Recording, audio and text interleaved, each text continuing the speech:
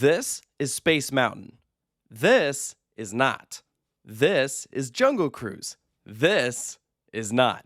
This is Haunted Mansion. This is not. This is Country Bear Jamboree. This, unfortunately, is not. Nigloland is a French theme park that has built up quite the reputation for itself due to the inspiration they've taken from the many Disney parks around the world, specifically Walt Disney World in Orlando, Florida. They created their own version of it, and maybe the funniest thing about it is this is all done while it's 2.5 hours away from Disneyland Paris, which happens to be Europe's most visited theme park. The difference is, Nigloland actually came first. The park opened its doors in 1987, and it wouldn't be until 1992 when Disney would have the same idea and open up their actual Disney park in France. But despite what appears to be just a knockoff Disney park, Nigloland actually features some really beautiful areas and extremely fun rides. And clearly, it's popular with the public, as it's managed to become the third most visited park in France after Disneyland and Parc Astérix. And personally, I think that's pretty impressive, especially considering that this park is located seemingly in the middle of nowhere. The closest major town is Troyes, which is a whopping 45 minutes away, and there is a whole lot of nothing between it. You're just driving through these rolling hills, all you see are fields, and then boom, there's a theme park. But suddenly, now there's also trees everywhere. Nigloland is surrounded by tons of natural greenery. It is actually one of Europe's prettiest theme parks. It exceeded my expectations. I had heard amazing things from those that visited. Personally, the things that intrigued me the most were their two biggest roller coasters. Alpina Blitz is a mock mega coaster. Much like how Nigloland has identical rides to things you'd find at Disney parks, Alpina Blitz is identical to other Intamin mega coasters around the world. There's already a full separate review of that attraction on this channel. Please go check it out if you're interested in learning more about it. It was actually really fun. Their other headliner is their newest roller coaster, Krampus Expedition. It's a mock rides water coaster with this insane viewpoint. Riders are shot out of this elaborate rockwork of Krampus's mouth into this huge pool, which creates this massive splashdown. It is definitely a spectacle, and I love as you're walking through the queue on the side of the building, they have posters up representing other popular water rides such as Popeyes, Mystic River Falls, River Quest, Grizzly River Run. It was really cool. But outside of those two, the other roller coasters aren't anything crazy. They have a total of 6 of them in the park, and interestingly enough, almost all of them were built by Mock Rides. The only one that's not was built by Art Engineering, which once again ties back to Mock. So yeah, Nigloland absolutely has a type. But you know what? They were all of great quality. They have a mine train that goes through the woods, does 2 laps around through some theming elements. Really long train. That was a fun one. Their Wild Mouse wasn't anything special, but their kids coaster was actually like beautifully themed. Stunning trains with a squirrel on the back. That was incredible. As you're walking up to the ride, the pathway has these little hedgehog footprints that guide you straight into the station. There's onboard audio and it rides super smooth. If you've ridden Ba Express at Europa Park, it's the same type of ride. Nothing huge, but really cute. And that leaves just one more roller coaster, and that is their take on Space Mountain. It is called Spatial Experience. It opened in 1998. It's kind of similar to the original Eurosat at Europa Park, like before they redid it. You can tell because it was very janky. So in that regard, it's more reminiscent of Orlando's Space Mountain as opposed to Disneyland's, which is actually smooth. But all things considered, it was actually pretty fun. I'm excited to see what this park does next. They're rumored to receive a Mock Ride Striker coaster in the future. I think that's a big deal because that would finally give them a roller coaster that goes upside down, and it would also give them a launch coaster. So those are 2 big types that they don't have. Because as of right now, this is definitely more of a family park. The rides have lower height requirements, aren't too extreme, but they certainly have some rides that like ride the line. I'd say the scariest thing here is their big Fun Time drop tower. That was freakishly tall. In fact, I'd say it's probably too tall because of all the rides that we did here at Nigloland, this easily had the shortest line. There was no one that would go on it. I think it's too intimidating for a lot of people. And in what was officially the cutest move ever, so the kids didn't feel left out, they put a frog hopper right next door so they had something they could ride while the parents did the drop tower.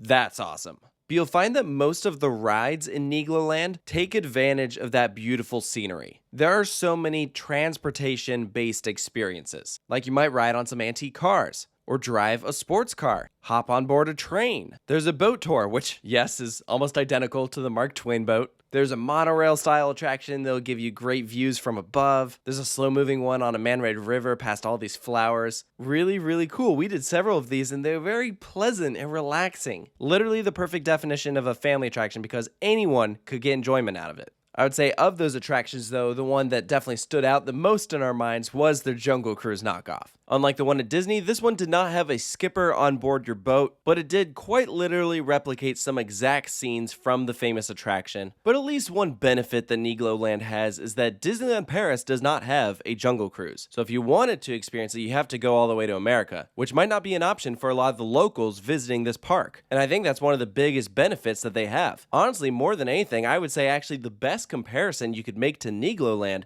is Europa Park over in Germany. They also took a lot of inspiration from Disney and also have a ton of roller coasters by Mack Rides. And much like how Europa Park put their own spin on some of those classics, so did Nigloland. I can't ever imagine this exact scene existing at a Disney park. And the same goes for Nigloland's Haunted Mansion. It had this amazing facade and was actually pretty well themed inside, but the ride vehicles is what made this. Instead of a slow omni-mover, they'll just point you at different scenes. Here, they spin you, but it's all gravity driven. All they do is tilt the track slightly, and then just based off of the weight of your vehicle, it'll force it to turn to face the direction they want, or sometimes you'll just spin like crazy. If you want that, ride by yourself. Your vehicle will really be off balance then. If anything, it makes the ride way more repeatable.